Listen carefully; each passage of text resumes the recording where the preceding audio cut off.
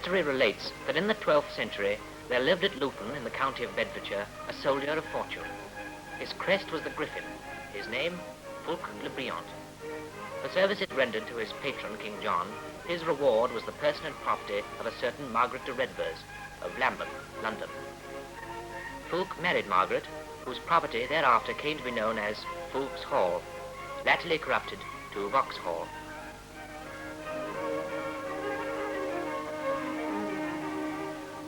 Fulk died penniless, banished and forgotten, but the griffin lived on in Lambeth to become, in the fullness of time, the sign of the Vauxhall Gardens.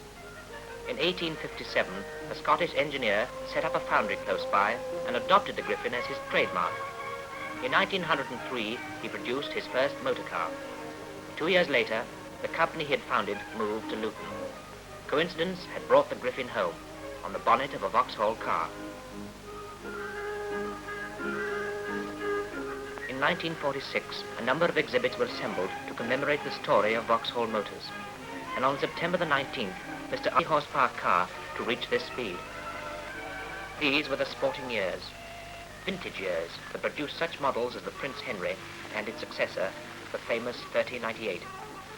In 10 years, production grew from a handful of unknown runabouts to hundreds of the most successful sports and touring cars on the market. Some indication of which success may be seen in found employment. 1937, the car that cost £1 million to launch, the Vauxhall 10. During 1938, despite the dark shadow of Munich, sales rose and rose. Another 10 acres of floor space was put into service. Then, in 1939,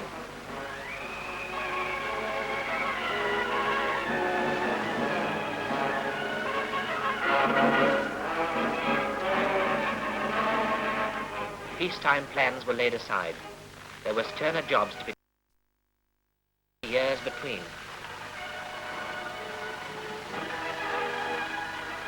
"1945 saw the first of the intensive export years. With the coming of peace, our assembly plants and dealers all over the world were soon clamoring for new Vauxhall cars and Bedford trucks. Here is just one of the packing cases.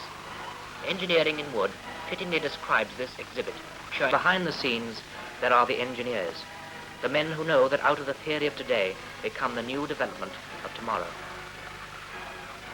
Young trainees in our styling department were asked to express their ideas of what the car of the future may look like.